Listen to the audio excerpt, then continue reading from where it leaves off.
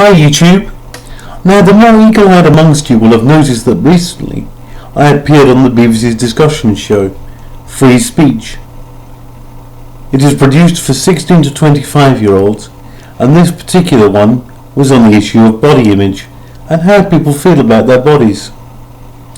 It came off the back of a documentary slate commissioned by BBC 3 to investigate just this. I had to answer several questions before they would allow me to appear on the show, and I'll run through my answers here, seeing as I didn't get the chance to speak in the debate. There's no sinister reason behind this. It was simply just that in an hour-long debate you could only squeeze in so much, and people just ran out of time. But I thought, well, rather than let good answers go to waste, I'd talk about them here and maybe debate the issue with you and stimulate some comment on YouTube. The first question I was asked is whether it was acceptable to be overweight. Now for me it's a twofold thing. There is a fine line too between being overweight and being obese. But society is very judgmental towards obese people. Everyone has their own standards of what is and isn't acceptable. However, there's more judgmental behaviour because very many images that we see in the media are airbrushed anyway. But on an individual level, what it comes back to is whether your own weight affects you and whether it affects goals you want to achieve and accomplish. For me, wanting to undertake gender surgery, my weight does affect me. I would far rather lose weight surgically and be able to have surgery than die born in what is physiologically the wrong body for me.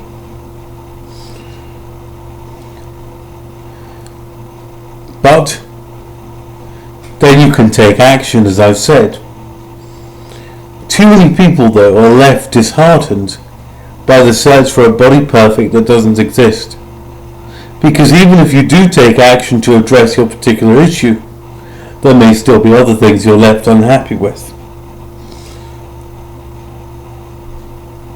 But there are many reasons behind weight too, rather than just overeating, like medical conditions. And of course, judgments which are too harsh around weight may bring on medical conditions, like eating disorders like anorexia and binge eating disorder. They then asked me, how do I feel about my body and body image? Now for me this is a really hard question to answer, because I've had so many struggles with feeling okay in my body in the past, and due to my gender dysphoria I still do now to some degree. I like some parts of my body, like facial features and eyes, but I'm not so keen on my weight. I am happy about my body when makeup is used. As you will see, I've applied some lipstick today before doing the video.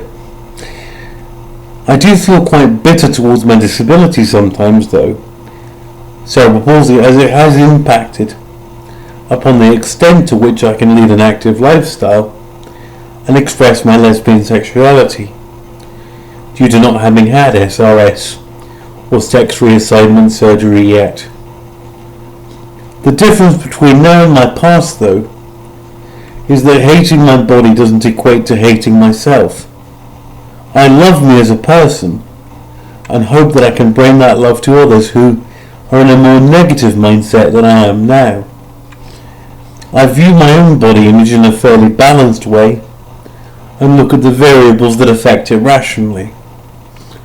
What I realise now though is that the overarching thing I take home from this question is that physicality, biology and psychology are very much interlinked. How does society view me, they asked. This is an interesting question. Some of them probably feel sorry for me due to the disability and gender dysphoria. Some probably fail to see beyond the surface. Those who do know me, i.e. close friends, seem to be inspired both by my writing and my story. They talk of courage, etc. I myself, though, fail to see it as anything remarkable, as I am just living my life. On a personal level, though, I don't care how society views me, as I don't have to answer to it. I answer to myself only, and just because the legs don't work, the brain works fine. Should plastic surgery be banned, they asked. No, not at all. There is a vast spectrum of plastic surgery. People make personal choices based on their own needs. And as to those who say it should, remember this. People are not being forced by others to go under the knife, and will undergo thorough medical checks. People should be allowed to undergo plastic surgery, as long as they are doing it for healthy reasons, and they are aware of the limitations of the outcome, and that it won't fix every problem in your life. And you should beware of rose-tinted glasses in regard to this. Are people that don't make the most of their looks making a mistake, they then asked. So this is a subjective question. It depends on whether people and others are on the same page. People may feel they are making the most of their body and their looks, whilst others may disagree. Also, it depends on how you define making the most of looks. Is it wearing a push-up bra? Is it putting makeup on? Is it having plastic surgery? Or highlighting your best features? Or is it making the most of what you've already got, without any intervention? I think if somebody wants to do any of these things, they should be allowed to. But also, how do you define a mistake? That puts a very judgmental slant on things. You say tomato, I say tomato. You may feel somebody is making a mistake. They may feel they are not. Surely then, it is down to individual choice and self-expression. Equally, somebody should not be told they are making a mistake either. Again, self-expression is key. Any other strong views, they asked? This is a two-sided coin, for me. People should be helped and encouraged away from destructive and dangerous eating disorders, for example. However, in the case of something like gender dysphoria, people should not be told by others just to love themselves more. Because bear in mind here, there is a medical mismatch between body and mind, and this is what may lead some people, not all, to seek surgery. However, I think people generally need a good dose of confidence, and whether the root to this lies in the emotional, like counselling, or in the physical, like a boob job, or indeed both, then people must love themselves. They also need a reasonable amount of self-confidence before undertaking surgery, as they won't suddenly make up with a different mindset, just a different body. So, those are the questions from the debate, but as to how it was participating in the debate, I now want to move to this. There was a very controversial guy, Venice Fulton, he published a book, 6 Weeks to OMG, How to Look Skinnier Than All Your Friends, or How to Be Skinnier Than All Your Friends. A recent survey showed that more people were concerned with being overweight,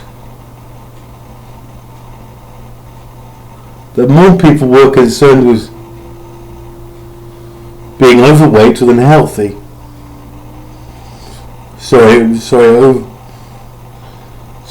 They were more concerned about their weight than they were about their health. Sorry about that. But you see, there was a girl in the audience, Rachel May, whose testimony really stuck with me. She confronted Venice about the ethics of his book, and all he could tell her was that he's giving people credit for being bright. Well, I say this to Venice. You know, the thing is, people with eating disorders, as Rachel is, or is recovering from, read things differently. They will doubtless see this as a competition. How to be skinnier than all your friends. But the variable Venice doesn't take into account is simple. Every person has a different body weight. So therefore, how can you be skinnier than everybody else? You may reach your friend's weight, you may not, you may reach a different weight altogether.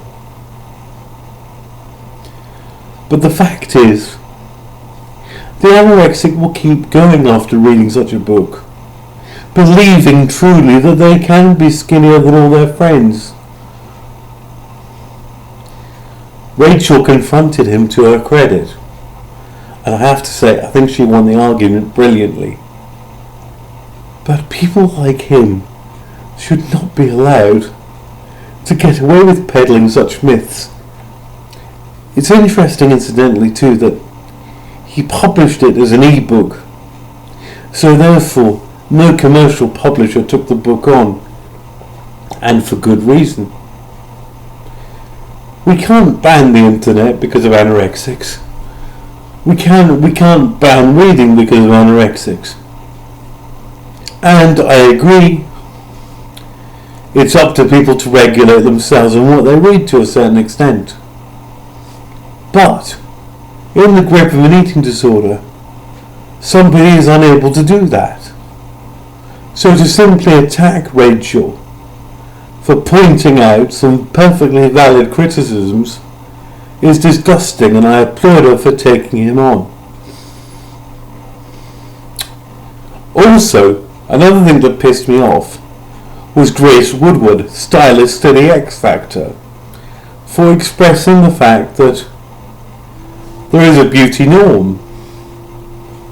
Where? Where is this beauty norm? I've never seen it.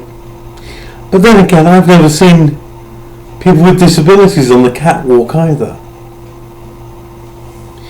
So how do we square that circle? Do we have a beauty norm which is drawn from a very narrow spectrum of weight range, body type, ethnicity, sexuality, race? Or do we have a beauty norm which is where black people are represented, gay people are represented, people with disabilities are represented? I know which I'd rather see. And one of my primary reasons for going on the debate in the first place was the fact that I'd never seen anybody like me on a television debate before. That is to say, gender dysphoric, disabled and lesbian. And that is why I was really looking forward to speaking, as I thought I could put a different spin on things. Now, owing to TV time, that didn't come about, but that's why I wanted to make the points here. Another contributor also raised a really good point about people with disabilities and musicals. How in theatre they are often cast as the hero, like Glinda in Wicked, or the band of troops in the Wizard of Oz. They all have something wrong with them. something which they lack. But yet, they are heroes in the eyes of the watcher or the viewer. And I think this is something we could look at, maybe give more attention to addressing in wider society. I want to see more people like me. That's why I started blogging and vlogging in the first place, because I couldn't see any views that came from my perspective. So therefore, instead of adding to other people's debates, I wanted to create my own. And I believe I've done that to great effect. Rosie Prescott for me though, Chief Executive of the YMCA, was the one who nailed it. She said that we have to get away from the simple dichotomy of fat is bad and thin is great. We do, because that pushes people into extreme behaviours on either side of the spectrum. But I've learned to love myself, in spite of wanting to seek surgery to reduce my weight to allow me to pursue SRS. This is a genuine goal. I'm not doing it for vanity. I'm doing it so the incongruity of my body can finally be aligned. I'm proud of myself. Because let me tell you something, viewer. I would never have even considered going on a television debating show before a few years ago. And my friends have pointed this out to me in their droves. Those who know me well know it would have been highly out of character for me. But because I wanted to put my message across, and because I love myself, that's why I took the time to answer those questions. That's why I wanted to take part in the debate. So do I believe there is such a thing as a body beautiful? No. I believe there are many bodies beautiful that aren't just in one singular type. As another contributor, Ken, put it, to great effect and many smiles, everyone is beautiful in their own way, and I believe that is the ultimate truth. And to those who struggle with eating disorders, I sympathise with you. I really do. And your struggle will not be helped, only impinged upon, by books like Venice Fulton's, which encourage competition, pro-anorexic thinking, and everything else which you should stay away from. 6 weeks to OMG? I don't think so. I think if the world was run by books like that, for anorexics it would be 6 weeks to OMD, with the D equaling dead. But I'm glad that there are panel shows where people can go and express their views, whether they be political, social or psychological. And I'm glad, YouTube, that I have that chance here, and I'm glad that I took it in Newcastle. Thanks for watching. Bye.